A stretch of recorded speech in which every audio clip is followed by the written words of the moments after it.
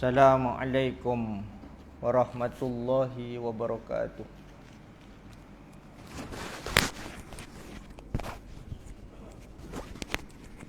A'udzu billahi samiil 'aliim minasyaitonir rajiim min hamzihi wa nafthihi wa nafthihi.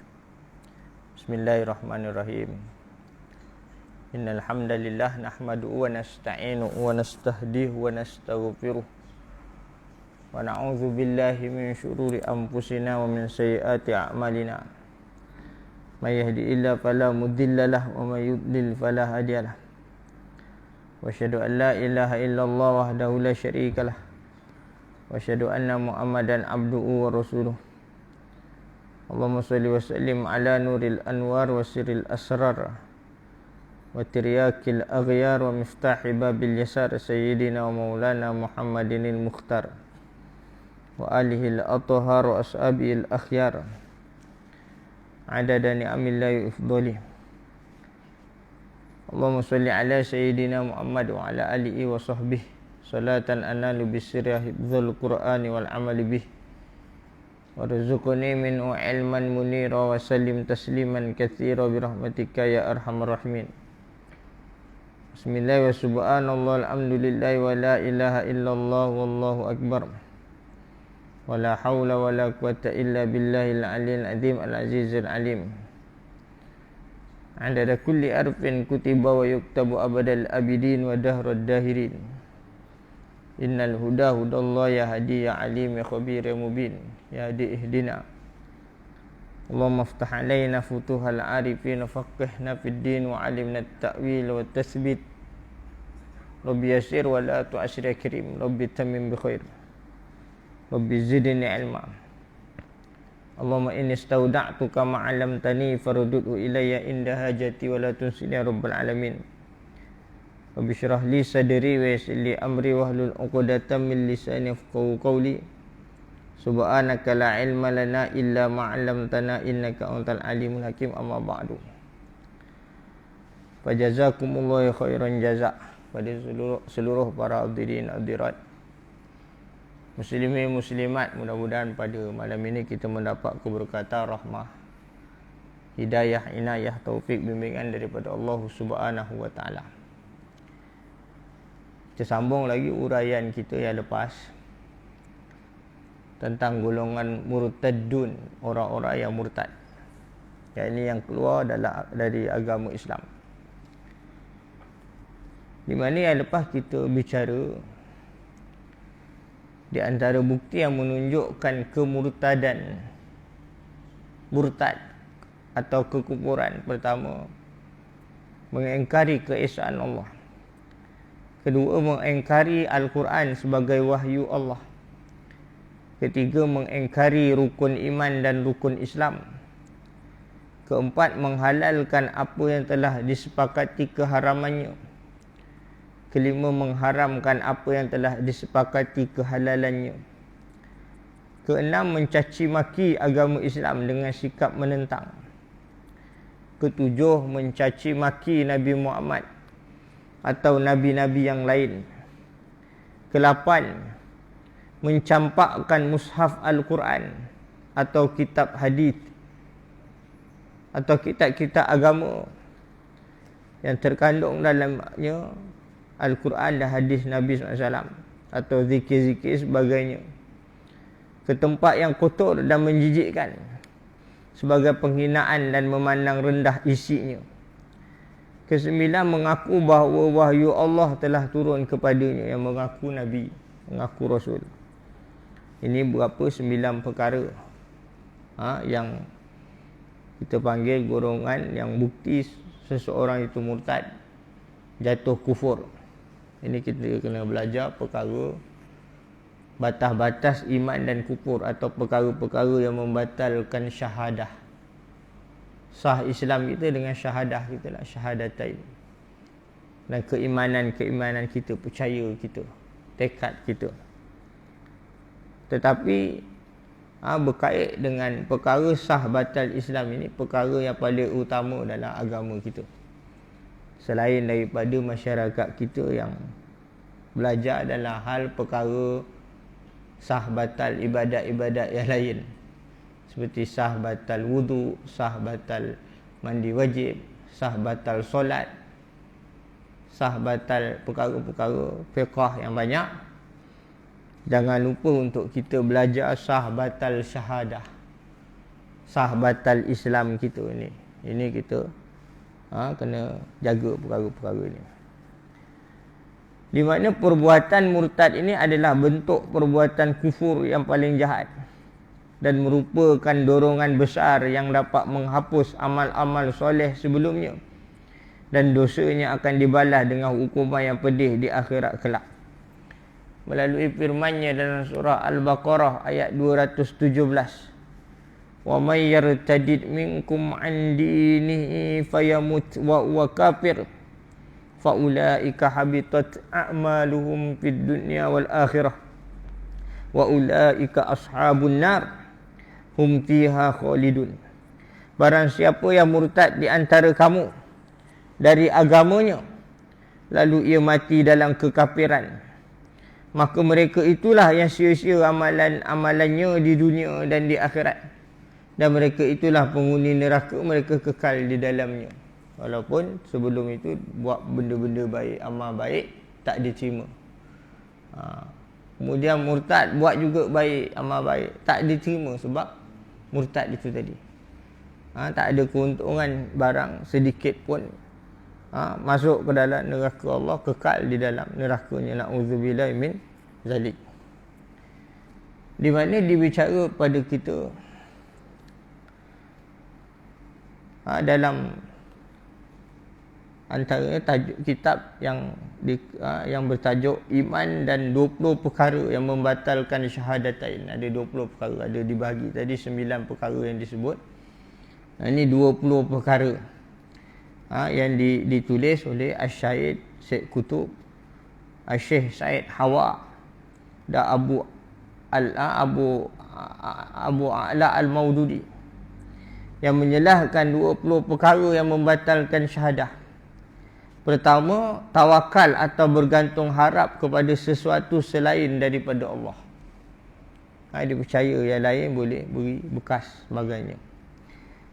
Kedua, mengingkari nikmat Allah, sama ada yang terang atau tersembunyi, sesuatu yang mudah difikir atau yang memerlukan kajian.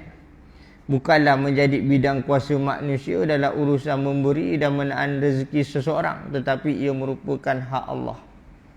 Dia tak boleh mengingkari nikmat Allah Allah datangkan, sama ada terang atau sembunyi, sama ada mudah dipikir atau buat kajian. Kajian ini maka menafikan semua nikmat itu dari Allah Ta'ala.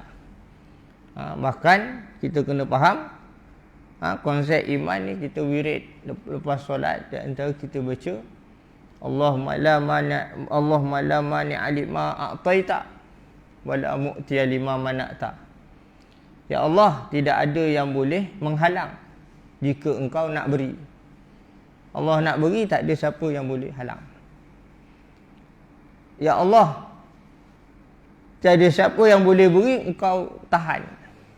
Engkau tahan, engkau sekat. Kalau Allah sekat, tak ada siapa boleh beri. Ini kita kena percaya itu sebagai orang beriman. Kalau tak percaya itu, atau banyak nikmat yang kita dapat, kita percaya nikmat ni dari aku, usaha aku. Dari pagi sampai ke petang. Semua usaha aku buat ni, aku buat tu. Dengan kekayaan aku, kemewahan aku, susah payah aku, uruh itu, uruh ini, buat itu, buat ini. Bahkan mereka yang alhamdulillah terlibat dengan misi bantuan kemanusiaan, dia bekerja tolong orang, tarik tolong sini. Kemudian tolong tu bagus dah usaha dia. Kemudian dia cakap, ini kalau tak aku buat ini, tak ada orang buat.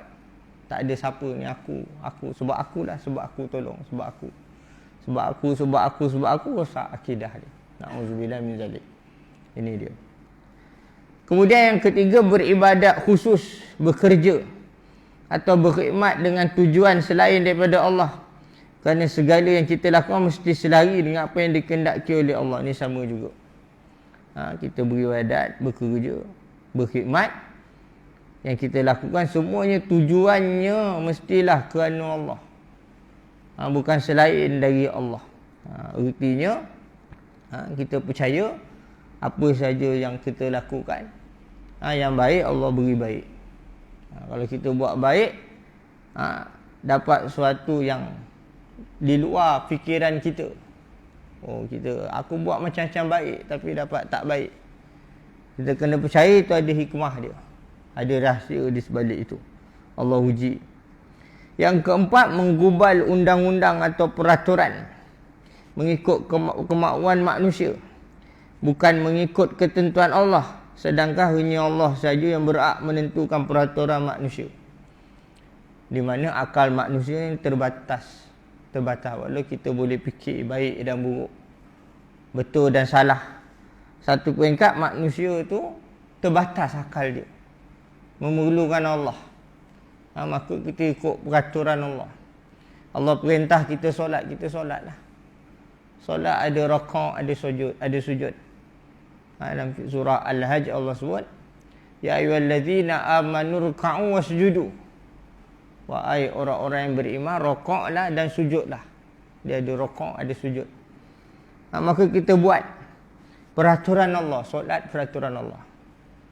Puasa yang wajib, puasa nazar, puasa Ramadan, puasa fardu, kita buat itu peraturan Allah. Allah suruh. Zakat, ikut syarat-syarat yang ditentukan, peraturan Allah. Pergi haji bagi yang mampu, peraturan Allah. Ini peraturan. Termasuk syariat-syariat yang lain. Sama ada dalam perkara syariat, muamalat, berurusan sesama manusia, dalam hal jual beli, dalam hal sewa menyewa, dalam hal perniagaan, dalam hal harta pusaka, dalam hal wakaf. Orang yang buat wakaf, hari ni ada orang niat baik, dia nak wakaf tu, wakaf ni, tapi dia wakaf, dia tak beritahu ahli waris dia tak tahu. Wakaf ni kena beritahu lah, bukan dia diam dia situ. Dia meninggal dunia tak tahu dia wakaf, waris pun nak harta tu balik. Tak buat hitam putih, tak ada agreement, tak ada apa semua. Ini sadus zari'ah, mengelak kerosakan. Dia buat perjanjian, kita nak nikah kahwin pun kena isi borang, kena berdaftar, ada CJ nikah sebagainya. Walau tu tak termasuk hukum nikah. Yang terbaru apa? Syarat terbaru kena 2 dos.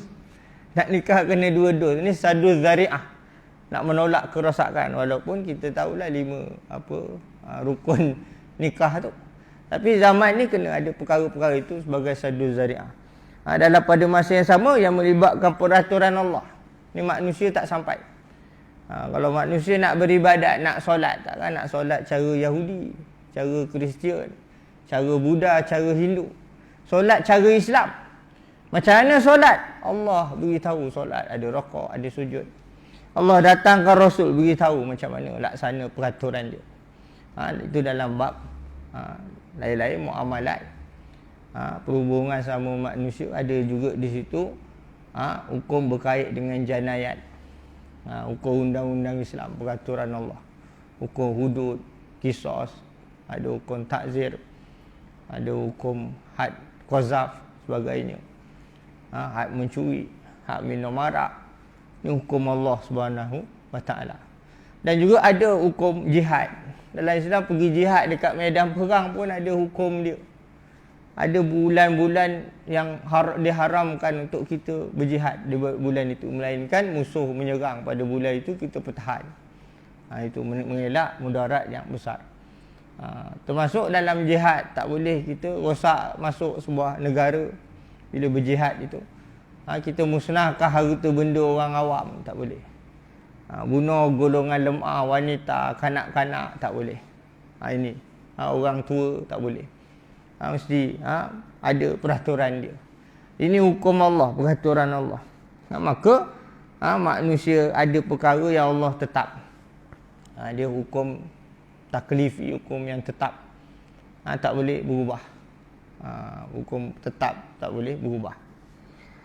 Kelima, menumpukan segala ketaatan kepada selain daripada Allah dengan cara yang tidak disukainya. Keenam, menjalankan hukuman yang lain dari hukum Allah atau tidak merujukkan kepada hukum Allah dalam sesuatu perkara. Ketujuh, membenci atau menentang sesuatu perkara yang berhubung dengan Islam ataupun membenci agama Islam secara keseluruhannya. Ini ada perangai gini. Ada perangai macam ni, dia tak boleh tengok Islam, dia panas telinga. Tapi dia mengaku Islam, ada macam ni. Dengar Islam, dia tak suka. Ada perangai macam ni. Ada perangai macam ni, dia benci. Dia tak boleh tengok orang terlalu beragama sangat. Bahkan dalam hal pendidikan, dia kata tak sesuai pendidikan agama, dia belajar di sekolah. Ada perangai macam tu. Ni ada sikap macam tu, tak sesuai pendidikan agama di sekolah, di universiti. Ni mengganggu pelajaran sebagainya. Ini ada perangai-perangai macam tu, memisahkan Islam dengan kehidupan kita. Di sudut pendidikan, di sudut hal-hal keduniaan. Ini pahaman sekular. Bezakan agama dengan kehidupan. Ini sekular. Ini rosak. Boleh merosakkan akidah kita. Yang ke-8, mencintai kehidupan dunia, mengatasi kecintaan kepada akhirat, di mana dia menjadikan dunia ini sebagai matlamat utama yang unggul dalam kehidupannya. Sampai peringkat dia rasa dunia ni dia boleh hidup selama-lamanya. Dia buat macam-macam wawasan dia untuk dekat dunia dia. Dunia saja. Seolah-olah berjaya dunia, selesai saja. Selesai semuanya. Padahal orang Islam dia ajar ada satu tempat lagi, akhirat. Kadang-kadang dibuang berkait dengan dalam urusan manusia ini soal dosa pahala, syurga neraka, dibuang dalam fikiran masyarakat, anak-anak remaja kita. Anak-anak kita dididik sebelum matematik 1 tambah 1 2, 2 tambah 3 5. Kita ajar anak-anak apa dia dalam soal kehidupan ada dosa pahala, syurga neraka. Buat baik dapat pahala, masuk syurga. Buat dosa, buat jahat dapat dosa, masuk neraka. Ni kena ajar ni anak-anak begitu. Didik dia begitu, hubung kait dosa, pahala, syurga, neraka, didik begitu. Habis tak boleh kita hukum orang buat jahat, awak ni ahli neraka, jangan. Terang di satu-satu perbuatan ni tak baik dalam Islam, berdosa. Nabi tak ajar, Islam tak ajar. Bila dosa, tempatnya neraka. Baru terang baik-baik. Jangan kau ni terus ahli, engkau ni neraka, ahli neraka, muka kau tak boleh. Jangan pula macam tu, terang dia baik-baik. Ini orang Islam dia ajar begitu, ada kaitan dalam hidup kita. Barulah kita dapat mengelak segala keburukan, kejahatan. Masalah belenggu masyarakat kita hari ni, isu menipu, isu rasuah, isu apa, puncanya soal dosa pahala. Bila tak kira dosa pahala, halal haram, dia langgar semua. Tak fikir soal syurga neraka, ni dia tak fikir. Ke-9, menghina sesuatu daripada Al-Quran atau hadis, ataupun kitab alim ulama yang menegakkannya, atau mempersendia hukum daripada hukum-hukum Allah. Ni berlaku zaman hari ni. Orang yang pegang Quran jadi anti hadis, ada jadi macam tu. Kemudian ada Al-Quran, dia kata Al-Quran ni sesuai zaman dulu. Zaman Nabi ada benda tak sesuai, Quran kita kena ambil ayat yang merangkumi, yang sesuai dengan kita. Yang tak sesuai tinggal, tak boleh macam tu. Ada juga yang menolak hadis, jadi anti hadis. Ada yang anti hadis, ni berlaku. Itu belum lagi yang mengaku Nabi apa semua tu lagi mengarut. Ini juga. Juga mempertikaikan kitab-kitab alim ulama dahulu. Yang kadang ada perbahasan-perbahasan yang ulama dulu dah selesai dah. Dia bincang lagi, dia kritik lagi. Yang terbaru dia ada yang kata kitab karangan Imam Al-Ghazali, Ihya Ulumuddin, terdapat hadis palsu dalam dia. Dia kata dalam Ihya Ulumuddin ni banyak hadis-hadis palsu. Dia boleh, dia cara kritik. Imam Al-Ghazali, Hujatul Islam, dia boleh kritik. Imam Asy-Syafi'i rahimahullah, fuqaha, dia boleh kritik. Dalam isu apa dulu? Isu berkait dengan sapu muka. Bagi salam, sapu muka. Dia kata sapu muka ni hadis dhaif. Hadis lebih dahsyat, dia kata sapu muka ni hadis palsu, dia kata. Selepas beri salam sapu muka. Dalam mazhab kita Syafi'i, sapu muka ukurnya sunat dapat pahala. Ada hadis riwayat Al-Bazzar As-Sunni, riwayat dhaif. Tapi dia jadi sumber hukum, jadi ukur sunat gitu. Sapu muka tu dalam mazhab Syafi'i hukumnya sunat sapu muka dapat pahala. Tapi dia petikai. Dia petikai bila dia kata kalau ikut timbul isu kalau mana nak ikut. Hadis ke ulama, dia kata. Ini ada golongan macam tu. Antara ulama dengan hadis ni nak ikut siapa? Dia ada timbul begitu. Dia timbul isu-isu yang sebegitu rupa. Sebenarnya kita ni nak ikut siapa? Kita memang asal ikut Quran hadis, kita ikut. Tapi mesti dengan panduan alim ulama, kerana alim ulama yang lebih mengenali Quran, lebih mengenali hadis-hadis Nabi. Mereka berijtihad. Timbul juga isu hari ni, isu apa saja perkara yang orang awam menuntut dalil. Jadi isu dia menuntut dalil. Salah tak nak nuntut dalil tu? Dalam perkara kita amal hukum fiqah ni, salah tak kita nak menuntut dalil? Jawapannya dari sudut asalnya tak salah lah, memang boleh nak cari dalil. Tapi setiap dalil dia ada perbahasan dia. Perbahasan dalil tu ada perbahasan dia. Kalau orang awam nak belajar secara mendalam, perlu masa yang lebih. Kalau sekadar kuliah maghrib isyak, nak bahas satu dalil tak habis cerita lah. Kita tempo dia. Tapi andai kata kalau setuju nak betul-betul belajar, kena belajar betul lah. Masjid dijadikan tempat pendidikan ilmu. Bukan sekadar belajar yang asas-asas. Belajar apa yang asas ni, tauhid, fiqah, tasawuf tu yang asas kita belajar. Belajar tafsir, belajar hadis yang asas-asas lah. Belajar juga usul fiqah. Belajar juga ilmu bahasa Arab. Bukan sekadar nahwu sharaf, ilmu grammar Arab kan. Belajar juga ilmu balaghah, ilmu badi', ilmu ma'ani, ilmu bayan. Tu semua kena belajar. Ilmu mantik kena belajar. Ulumul Quran kena belajar. Usul tafsir kena belajar. Asbabun nuzul kena belajar. Ini panjang ceritanya. Kalau kita belajar tu baru kita tahu, oh gini rupanya ulama kita nak keluar hukum. Baru kita tahu. Kalau tak memang kita kutip aja. Kita ni kutip aja. Ulama tulis. Dia jarang kalau kita buka kitab, qala Allahu ta'ala, qala Allahu ta'ala, qala Allahu ta'ala. Kita buka kitab, qala Rasulullah sallallahu alaihi wasallam, qala Rasulullah sallallahu alaihi wasallam, qala Rasulullah sallallahu alaihi wasallam. Memang ada hadis, kitab-kitab hadis macam itulah. Qala Rasulullah sallallahu alaihi wasallam. Quran ialah memang qala Allahu ta'ala lah, Quran kita baca memang semua qala Allahu ta'ala. Kalau nak qala Allahu ta'ala, baca Quran aja. Kalau nak qala Rasulullah SAW, kita baca, kita hadis, baca aja kita hadis. Kita hadis itu. Ini dia. Tetapi kalau kitab-kitab memang qala An-Nawawi, qala Ar-Rafi'i, qala Al-Bajuri, qala Ibnu Hajar Al-Haytami, qala Ibnu Hajar Al-Asqalani, qala Al-Bukhari. Mesti macam tu. Mesti macam tu. Nak bincang panjang, dia ada perkara usul agama, ada perkara furu' agama, cabang agama. Maka setiap dalil dia ada perbahasan-perbahasan dia. Kadang hukumnya satu hal je.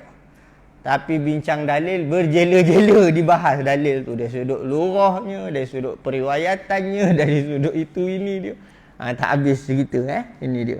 Ini saya cerita ni pun tak habis. Lagi kalau kita nak.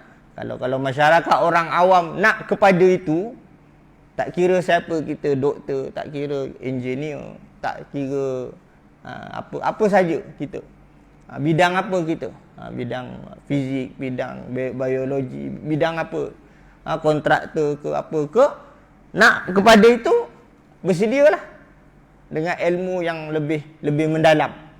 Kena mendalam. Kena memang buka usul fiqh, kena buka usul tafsir, kena buka ulumul Quran, kena buka mustalah hadis, kena buka ilmu mantik, kena buka ilmu balaghah, ilmu badi', ilmu ma'ani, ilmu bayan, kena buka, semua kena buka. Kalau sedia ke arah itulah. Tapi kalau keadaan biasa, sumber kita, masadir kita adalah sudah tentu kepada, kalau dalam bab ilmu fiqah, kita tengok kepada perkara ijma', perkara qiyas, ada perkara ittifaq ulama', ittifaq berbeza dengan ijma'. Tu hal yang lain. Ada ba'dul ulama', ada pandangan jamahir jumhur ulama', kita bergantung kepada yang itu. Tu kaedah dia. Kemudian berlaku zaman hari ini menghina orang yang terdahulu, mempertikaikan orang yang terdahulu, ulama', alim ulama' terdahulu. Ni berlaku. Kadang boleh merosakkan agama kita. Tidaklah siapa kata murtad, tidak, tapi sikit-sikit kita dirosakkan. 10. Menghalalkan apa yang diharamkan oleh Allah dan mengharamkan apa yang dihalalkan oleh Allah. Ni liberal lah. Yang halal dikata haram, yang haram dikata halal. Juga berlaku pada hari ni, viral kan, orang viral. Kadang makanan ni, dia kata makanan ni ada kandungan khinzir. Tahu khinzir? Khinzir ni ba alif bayar kan. B-A-B, B-I-B. Tak boleh sebut terus, sebut khinzir, lembut macam arnab. Orang Melayu kan, khinzir. Jadi ada kandungan itu, dia kata. Lalu orang hantar, kita jumpa, kita pun viral. Padahal ada cop jakim tu. Cop halal jakim tu ada. Tapi orang pun viral. Ini ada kandungan dia, ada khinzir ni. Ada lemak khinzir ni, disebar-sebar. Takut-takut yang kita sebar, kita mengharamkan apa yang halal. Na'udzubillah min zalik. Ini kena jaga-jaga. Tak pasti ikut kaedah yang diajar oleh Nabi dalam riwayat At-Tirmizi, da'ma yaribuka ila ma la yaribuka. Tinggalkan apa yang meraguimu, ambil yang tak ragu-ragu kepadamu. Kemudian yang ke-11, tidak beriman kepada semua sumber hukum daripada Al-Quran dan hadis. Semua sumber hukum dari Al-Quran dan hadis. Di mana dalil-dalil yang disepakati. Apa dalil? Umat Islam ni dalilnya apa yang disepakati? Iaitu dua sumber terbesar. Dia sebut apa? Masdarani. Al-Quran dan Al-Hadis atau As-Sunnah. Ini dua sumber terbesar. Yang ketiga, ijma' ulama'. Ijma' yang dimaksudkan ijma', apa yang ulama' kita sepakati, hukum yang ada dalam Quran, yang ada dalam hadis. Suruh sembahyang wajib, puasa wajib, tutup aurat wajib. Perkara yang ijma' ulama', al-ma'lum minad din bid-darurah. Perkara yang diketahui dari agama itu secara wajib, mesti tahu. Walaupun orang itu jahil, wajib tahu. Perkara yang maklum, sembahyang, puasa, zakat, haji dan banyak perkara-perkara yang di dalam ijma' ulama'. Kalau ditolak ijma' ulama' yang ulama' kita sepakati hukumnya dalam Quran, dalam hadis, maka jatuh kufur. Itu kerja siapa? Ijma' tu ada nama kita? Tak ada. Nama ijma', bila sebut ijma' ulama', nama-nama ulama' lah. Nama-nama ulama'. Saya tak ada dalam tu, tak ada dalam tersenarai dalam maksud ijma' itu. Kita ikut ijma'. Saya ikut ijma'. Ini kita kena faham. Kemudian yang ketiga, qiyas. Perkara qiyas. Itu 4 yang dipanggil dalil yang disepakati ulama'. Ada dalil yang tak disepakati lah, banyaklah. Qaul sahabi, al-istihsan, al-istishab. Ini banyak dalam ilmu usul fiqh, kita jumpa perkara itu. Yang ke-12, melantik orang kafir dan munafik menjadi pemimpin serta tidak mencintai orang yang berakidah Islam dan beriman. Ini termasuk yang boleh merosakkan akidah. Maknanya yang kita kena faham apa yang disebut oleh Imam Al-Mawardi rahimahullah. Dalam kitab dalam kitab yang berhubung dengan pentadbiran, pemerintahan. Imam Al-Mawardi menyatakan soal kepimpinan itu ada 2. Satu disebut Wizaratut Tafwid, yang kedua disebut Wizaratu Tanfidh. Wizaratut Tafwid adalah pemerintah yang memegang kuasa, pemegang dasar. Dia pemegang dasar. Pemegang dasar ni mesti orang Islam, pemimpin yang orang Islam. Dia sebab dia pegang dasar. Kalau letak orang yang bukan Islam, orang kafir, tak boleh. Nanti tak sesuai lah. Dasar tu jadi dasar tak Islam lah. Dasar yang melibatkan sensitiviti orang Islam kan. Jadi dalam negara umat Islam mesti Wizaratut Tafwid dipegang oleh orang Islam sendiri.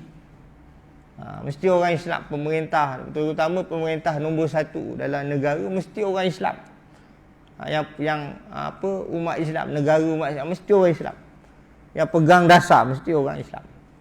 Yang kedua, pemimpin yang disebut Wizaratut Tanfiz. Tanfiz ni pelaksana. Maka boleh di situ orang-orang yang bukan Islam, non-Muslim, orang kafir. Tapi kafir yang baik lah, kafir zimmi.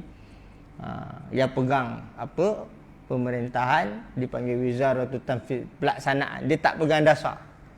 Ini dia boleh diizin oleh syarak. Sebab kadang-kadang ada perkara yang berhubung dengan orang kafir. Baru ni isu berkait dengan orang mencuci kuil. Orang Islam cuci kuil, apa hukum dia? Hukum ni memang tak boleh lah, hukum haram lah. Kita tempat syirik, menyekutukan Allah, kita pergi cuci. Alasan dia orang kafir pun cuci masjid, Ustaz. Orang kafir cuci masjid tu hal lain. Kita ni lakum dinukum waliyadin, ni asas. Tapi dalam soal keselamatan orang bukan Islam, kita tolonglah. Dia nak lemas ke, rumah nak terbakar ke, kita tolong dalam hal-hal dia. Kejiranan apa semua tolong. Tapi dalam hal kuil, gereja sebagainya, kita tak boleh terlibat orang awam. Namun di situ kita serah pada pihak berkuasa yang menjaga hak ahli zimmi supaya tak jadi fitnah. Maknanya pemerintah ni dia ada apa dipanggil Wizaratut Tanfiz tu. Kita gunakan urusan gereja dia, urusan bukan Islam, dia pemerintah, pemimpin yang bukan Islam, dia uruskan macam mana ikut kebijaksanaan pemerintah. Ni kita kena faham. Bukan kita balon semua atas dakwah ni, tak apa, kita pun cuci patung Yesus, cuci patung Buddha, cuci patung Hindu. Itu tak boleh. Tak boleh. Boleh rosak akidah kita dengan perbuatan itu. Kita memuliakan perkara-perkara yang menyalahi agama kita. Serah pada pihak berkuasa. Pihak berkuasa tahulah, dia fikir bijaksana, dia nak jaga hak ahli zimmi. Sebab dia baik orang bukan Islam, dia bayar cukai. Jadi cukai orang bukan Islam boleh diguna untuk urus tempat-tempat ibadat mereka yang diurus oleh wakil kepada pemerintah orang Islam, iaitu pemerintah yang bukan Islam. Ini kita kena faham benda tu. Bukan boleh main suka-suka. Ni dia. Ini kita kena tahu. Sebab tu kalau tak belajar dalam hal soal lebih-lebih lagi, sah batal Islam ni boleh rosak. Kemudian tidak beradab dalam pergaulan dengan Rasulullah sallallahu alaihi wasallam, di mana bagi mereka yang datang selepas kewafatannya mesti beradab dalam percakapan, penulisan dan syarahan. Sebab tu bila kita bercakap berkait dengan Nabi sallallahu alaihi wasallam, jaga adab kita lah. Sebab tu bila kita dengar nama Nabi sallallahu alaihi wasallam, kita berselawat ke atas junjungan besar baginda sallallahu alaihi wasallam. Walau Nabi sudah wafat, tapi tetap kita jaga. Sebab Nabi SAW ni tetap ada di hati umat Islam. Tetap ada di hati umat Islam. Kalau bukan kerana Nabi SAW, sudah tentu Islam tak sampai pada kita pada hari ini. Allah sebut dalam surah Al-Ma'idah, ya ayyuhar rasul balligh ma unzila ilaika min rabbik wa illam taf'al fama ballaghta risalatah, ila akhir ayat.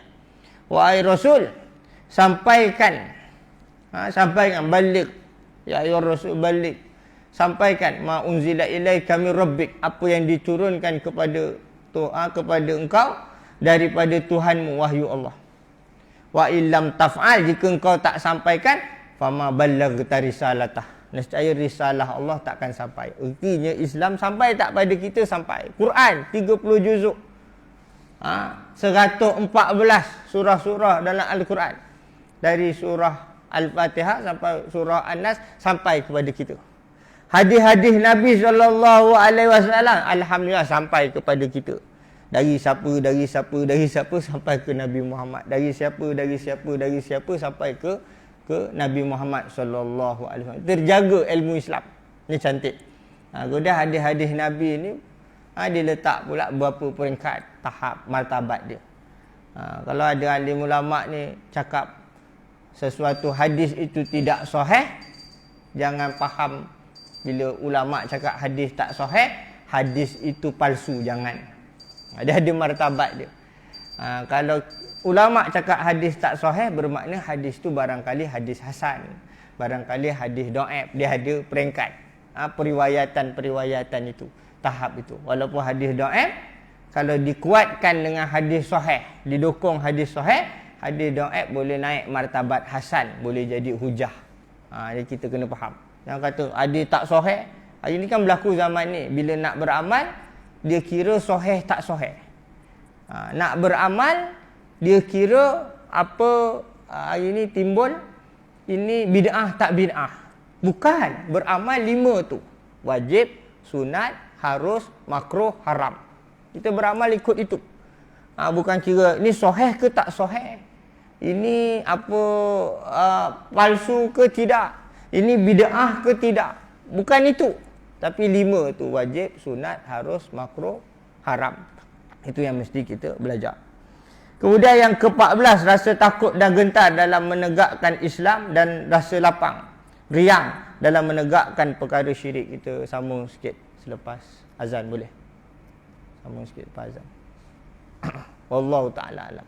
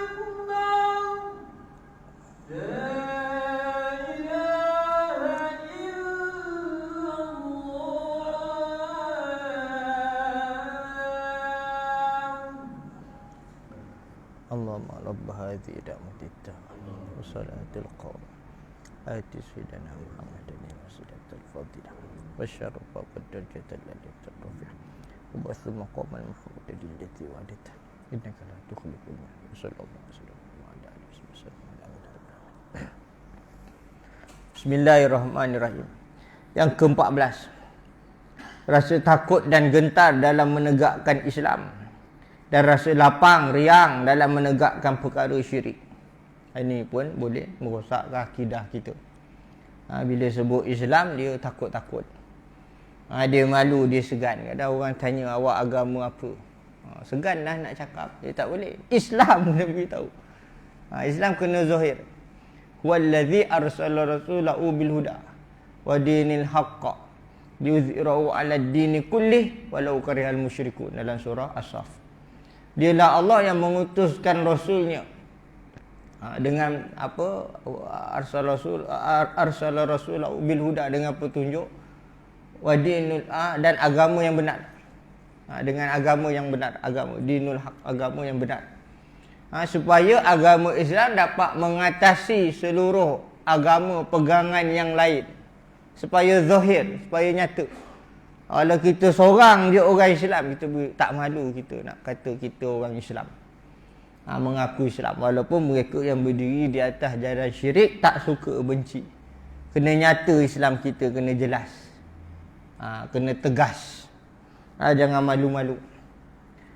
Tapi kadang jadi penghinaan juga, mengaku Islam tapi buat maksiat. Dia buat maksiat ni, saya Islam, main-main. Itu main-main pula, pelampau bagi. Ini dia.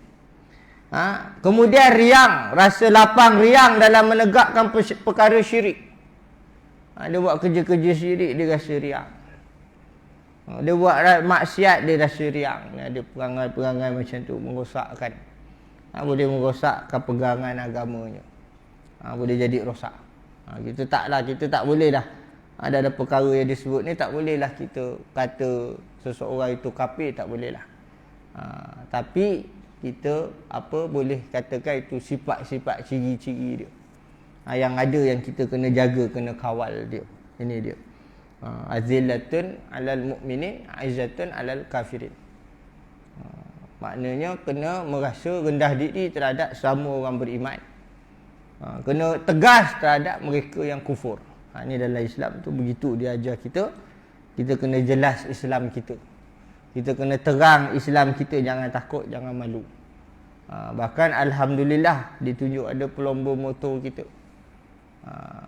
Lomba motor menang. Lepas tu nak ditembak arak, dia lari. Dia maknanya dia tunjuk Islam dia. Dia pemain bola, seorang pemain bola, orang Islam. Mengaku dia, I am Muslim. Dia kata aku Muslim bila nak dihidang arak pada dia. Maknanya dia tak malu nak nyata di Islam. Maknanya hati dia masih lagi ada iman dia. Soal perangai dia soal yang lain. Ni mesti ada asas.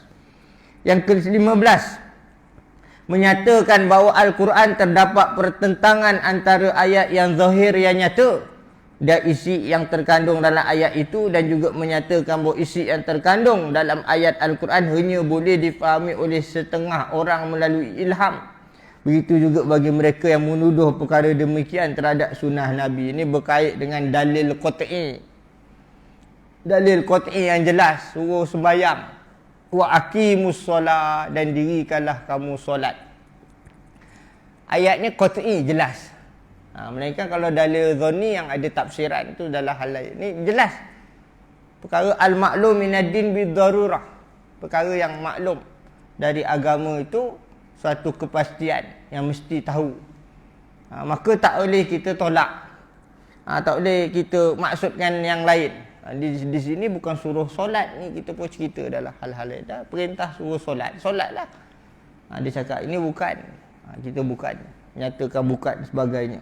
Begitu juga hadis-hadis Nabi yang jelas hukumnya. Yang ke-16, tidak mengetahui tentang makrifat Allah dengan pengenalan yang jelas, serta mengingkari sifat ketuhanannya atau nama-nama Allah. Ini pun bahaya. Ini biasa orang yang tak ambil indah soal bidang ilmu tauhid, ilmu kenal Allah. Bidang ilmu tauhid, ilmu makrifatullah, kenal Allah Ta'ala. Ini pun sangat bahaya kalau bila tak kenal Allah, tak belajar. Alhamdulillah dalam negeri Johor kita belajar dalam soal aliran akidah mazhab Al-Asy'ariyah dan Al-Maturidiyah. Maka kita kenal apa yang dipanggil dengan sifat 20.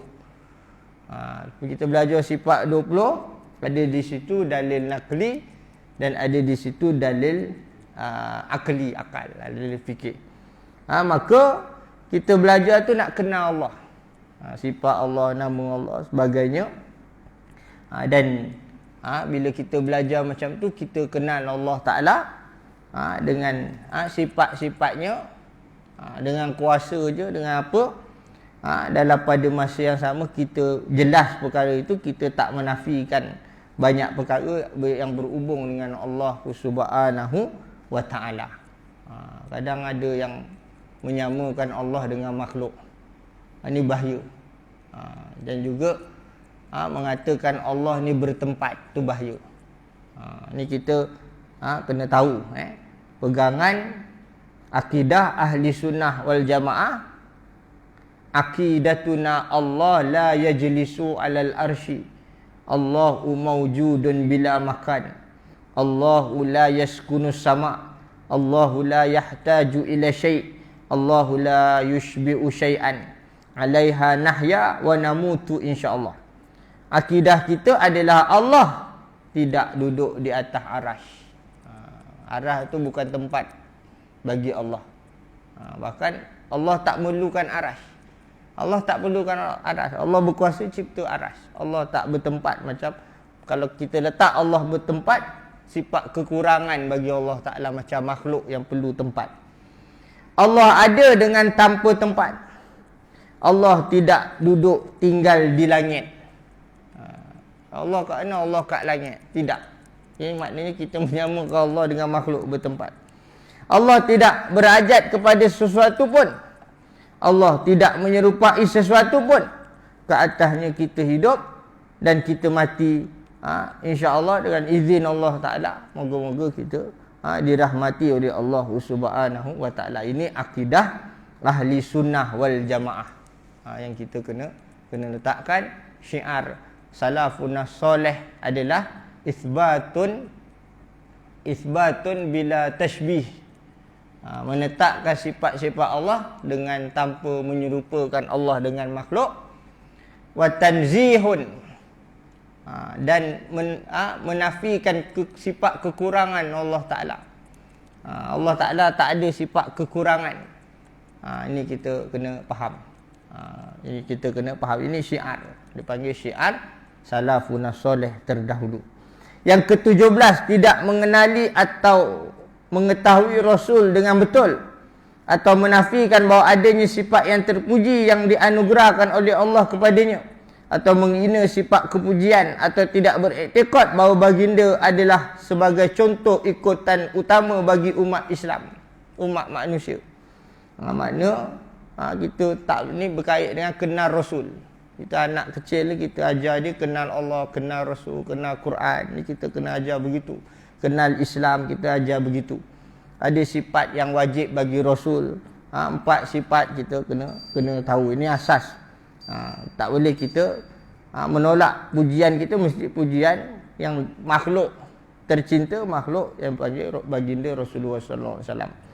Kemudian yang ke-18, mengkafirkan orang yang mengucap 2 kalimah syahadah, serta tidak mengkafirkan orang yang telah ingkar syahadah dan tidak menghalalkan perang dengan mereka. Suatu kaedah, sesiapa yang mengkafirkan orang mukmin maka ia menjadi kafir. Sebaliknya, sesiapa yang tidak mengkafirkan orang kafir maka dia menjadi kafir. Sesiapa yang syak tentang kekafiran orang kafir maka dia juga menjadi kafir. Kadang kita tengok dah orang kafir, memang orang kafir, kafir lah dia. Kata jangan cakap macam tu, entah dia Islam. Dan nampak memang orang kafir, sembah patung apa, zahir tu nampak kafir, maknanya orang kafir lah. Kita syak dia, agaknya dia Islam ni tak boleh lah. Orang tu dah duduk tokong main, kita pun kita tak tahu lagi dia ni, tak boleh. Kita nampak tu kafir lah. Kita doa dia masuk dapat hidayah tu hal yang lain. Ini dia. Apatah lagi mengkafirkan orang Islam. Tak boleh. Kita tak boleh jatuh hukum. Cuma kalau ada perbuatan-perbuatan dia yang menyalahi syarak, yang boleh rosak akidah, kita betulkan itu. Itu maksud kita belajar perkara-perkara yang membatalkan syahadah tu. Tak boleh kita jatuhkan hukum. Yang boleh jatuh tu hakim mahkamah syariah lah. 19. Membuat suatu pekerjaan ibadah bukan kerana Allah, seperti sembelih binatang bukan kerana Allah, sujud dan tawaf pada selain Baitullah dengan niat sujud dan tawaf selain daripada Allah Subhanahu wa taala, maka ini boleh merosakkan. Yang ke-20, melakukan syirik khafi atau kecil di mana ia tidak membatalkan syahadah dan ia juga boleh diubati dengan doa seperti solat kerana pujian atau kerana disebabkan penyakit khafi ni adalah sebab pujian orang kepada kita. Itu kadang-kadang datang syirik khafi tu. Syirik khafi tak batal akidah. Ni orang yang riak, rasa kagum diri apa ke, dia dipanggil syirik khafi. Namun begitu perlu kita faham dalam perkara-perkara yang kita katakan tidak menjadi dipanggil suatu perkara yang bersalahan. Andai kata dalam perkara yang kita tak sengaja, contoh apa yang tak sengaja, contoh kita tersasul, cakap tersasul, maka bila tersasul, dimaaflah, dia tak salah lah, tersalah dalam perkara yang tersalah, dia dimaafkan. Kita ingat balik, kita istighfar lah. Itu dalam perkara yang disebut oleh Nabi dalam satu riwayat Ibnu Majah, innallaha wada'a an ummatil khata'a wan nisyan wa mastukrihu alaihi. Sungguhnya Allah memaafkan umat, kata Nabi SAW, sesungguhnya Allah memaafkan dari umatku tersalah, terlupa, dipaksa, orang yang dipaksa, itu dimaafkanlah.